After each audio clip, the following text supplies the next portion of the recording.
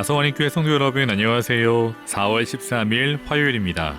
다 같이 새 찬송가 317장 내 주 예수 주신 은혜 함께 찬송하시겠습니다.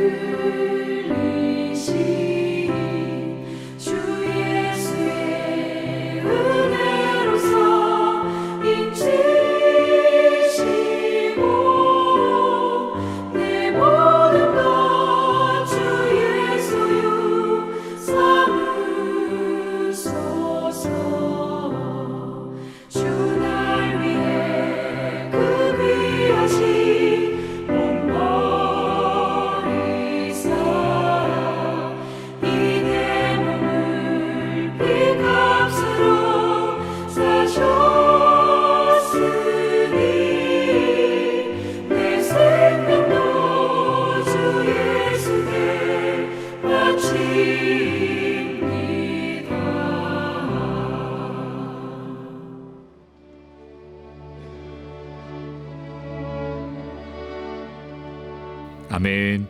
오늘 함께 나눌 말씀은 출애굽기 4장 18절에서 23절입니다.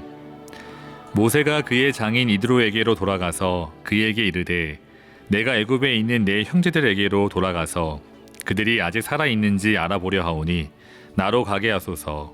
이드로가 모세에게 평안히 가라 하니라. 여호와께서 미디안에서 모세에게 이르시되 애굽으로 돌아가라. 내 목숨을 노리던 자가 다 죽었느니라.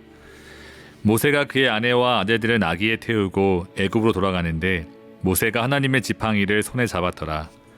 여호와께서 모세에게 이르시되 내가 애굽으로 돌아가거든 내가 내 손에 준 이적을 바로 앞에서 다 행하라. 그러나 내가 그의 마음을 완악하게 한즉 그가 백성을 보내주지 아니하리니 너는 바로에게 이르기를 여호와의 말씀에 이스라엘은 내 아들 내 장자라. 내가 내게 이르기를 내 아들을 보내주어 나를 섬기게 하라 하여도 내가 보내주기를 거절하니 내가 내 아들 내 장자를 죽이리라 하셨다 하라 하시니라. 아멘. 하나님의 부르심 앞에서 모세는 머뭇거렸습니다. 여러 가지 핑계를 대었습니다. 그러나 하나님께서는 포기하지 않으셨습니다. 도저히 애굽으로 내려갈 수 없다는 모세를 하나님께서 설득하셨습니다. 그리고 마침내 모세는 애굽으로 내려가기를 결정합니다.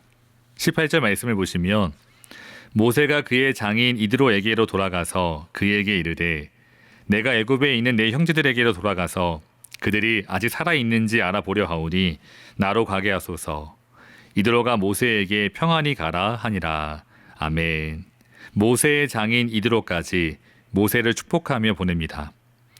사랑하는 성도 여러분, 애굽으로 내려가는 모세의 마음은 과연 어땠을까요? 여전히 두려움과 걱정 속에 염려하지 않았을까 생각됩니다. 왜냐하면 19절을 보시면 하나님께서 모세에게 애굽으로 돌아가라고 명령하시며 내 목숨을 노리던 자가 다 죽었다고 말씀하십니다. 40년 전 애굽의 바로 왕의 낯을 피해 도망쳐 나왔기에 당연히 모세는 걱정할 수밖에 없었습니다. 그 모세에게 애굽으로 돌아가라고 명령하시며 모세의 목숨을 노리던 자들이 모두 죽었다고 하나님께서 격려해 주십니다. 성도 여러분, 모세의 염려와 그 근심까지 헤아려 주시는 하나님의 따스함을 느낄 수 있습니다. 그뿐만이 아닙니다. 애굽 내려가는 모세의 손에는 하나님의 지팡이가 들려 있었습니다. 20절 말씀을 보시면 모세가 그의 아내와 아들들을 나귀에 태우고 애굽으로 돌아가는데 모세가 하나님의 지팡이를 손에 잡았더라. 아멘. 성도 여러분, 사실 이 지팡이는 본래 모세가 목축할 때 사용하던 지팡이입니다. 출애굽기 4장 2절을 보시면 여호와 하나님께서 모세에게 내 손에 있는 것이 무엇이냐고 물으십니다. 그때 모세는 지팡이라고 대답했습니다. 그렇습니다. 이 지팡이는 본래 모세의 손에 있었습니다. 특별히 이드로의 양떼를 칠 때 사용하던 지팡이입니다. 그런데 오늘 말씀에서는 그 지팡이를 가리켜 하나님의 지팡이라고 말합니다. 성도 여러분, 왜 모세의 지팡이를 하나님의 지팡이라고 말하는지 우리는 지난 금요 말씀을 통해 들었습니다. 사랑하는 성도 여러분, 이 지팡이는 분명 하나님께서 모세와 함께 하신다는 하나님의 임재의 상징이었습니다. 다시 말해 지금 모세는 자신의 가족과 함께 홀로 애굽으로 내려가는 것이 아닙니다. 하나님과 함께 애굽으로 가고 있습니다. 성도 여러분, 오늘 우리의 삶도 마찬가지입니다. 결코 우리가 혼자 걷는 홀로 살아가는 인생이 아닙니다. 임마누엘의 하나님께서 오늘 우리와 함께 하십니다. 우리의 길은 하나님과 동행하는 길입니다. 그럼에도 불구하고 우리 마음속에 염려와 걱정이 밀려올 때가 있습니다. 때로는 근심에 짓눌려 밤잠을 설칠 때도 있습니다. 그러나 성도 여러분, 다시 한번 기억하기 원합니다. 우리 홀로 걷는 길이 아닙니다. 그런데 만약 여전히 하나님이 너무나 멀게 느껴진다면 사랑하는 성도 여러분, 다시 주님 앞에 나와 주님의 얼굴을 간절하게 간구하시기를 주님의 이름으로 축복합니다. 이제 모세는 하나님과 함께 하나님의 지팡이를 들고 애굽으로 내려갑니다. 그러나 하나님께서 함께 하신다고 해서 모세의 생각대로 모든 일이 다 순조롭게 진행된다는 말은 아닙니다. 물론 하나님의 관점에서는 모든 일이 예외 없이 하나님의 뜻과 계획대로 이루어집니다. 그러나 우리의 입장에서 바라보면 때로 그 길이 막힌 듯 느껴질 때도 있습니다. 21절을 보시면 여호와께서 모세에게 이르시되 내가 애굽으로 돌아가거든 내가 내 손에 준 이적을 바로 앞에 다 행하라. 그러나 내가 그의 마음을 완악하게 한즉 그가 백성을 보내주지 아니하리니. 아멘. 성도 여러분, 모세가 바로왕 앞에 서서 여러 가지 이적을 베풀 것입니다. 참으로 놀라운 이적들입니다. 보통 사람이라면 그 이적을 보고 분명 하나님과 모세 앞에 무릎을 꿇어야 합니다. 그러나 하나님께서 바로의 마음을 완악하게 하실 것이라고 말합니다. 다시 말해 그 수많은 이적을 보고도 바로는 이스라엘 백성을 보내주지 않습니다. 그래서 자칫 모세의 입장에서는 낙심될 수도 있습니다. 변하지 않는 바로왕을 바라보며 아니 더 완악하게 변해가는 그의 모습을 보며 하나님의 계획을 의심할 수도 있습니다. 그러나 사랑하는 성도 여러분, 하나님의 계획은 우리의 생각과 다릅니다. 우리는 하나님의 계획을 다 알 수 없습니다. 하지만 하나님의 뜻은 그 누구도 막을 수 없습니다. 그러므로 우리들의 계획대로 되지 않을 때, 길이 다 막혔다고 생각될 때 실망하기보다는 하나님의 역사하심을 기대하는 저와 우리 모든 성도들이 되시기를 주님의 이름으로 축원합니다. 끝으로 우리가 누구인지 다시 한번 우리의 정체성을 되새기기 원합니다. 사랑하는 성도 여러분, 하나님께서 이스라엘 백성을 향해 이스라엘은 내 아들, 내 장자라고 말씀하십니다. 그렇습니다. 이스라엘은 하나님께서 선택하신 백성, 하나님의 자녀, 하나님의 장자입니다. 그 이스라엘 백성을 억압하고 착취하기에 하나님께서는 바로를 향해 내 아들, 내 장자를 죽이겠다고 선포하십니다. 사랑하는 성도 여러분, 그럼 오늘 우리는 누구입니까?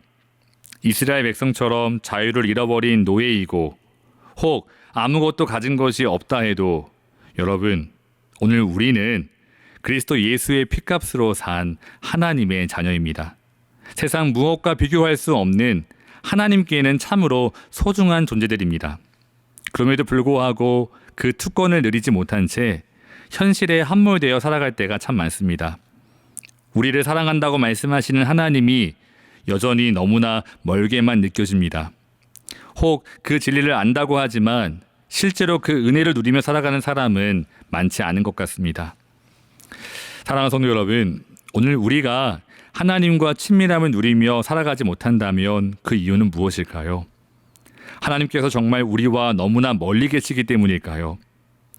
하나님께서 우리를 잊어버리셨기 때문일까요? 아니면 혹시 우리의 시선이 하나님이 아닌 다른 데를 바라보기 때문은 아닐까요?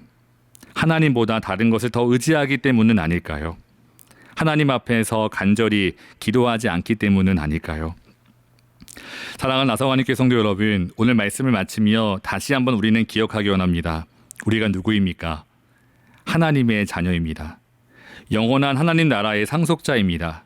그 놀라우신 하나님의 은혜를 누리며 살아가시기를 주님의 이름으로 축원합니다. 그리고 항상 나와 함께 하시는 하나님을 바라보며 하나님께 기도하며 또 그 주님이 오늘 우리에게 주시는 말씀에 더욱 귀를 기울이며 이 믿음의 길을 기쁨으로 주님과 함께 걸어가시기를 주님의 이름으로 축복합니다. 다 같이 기도하겠습니다.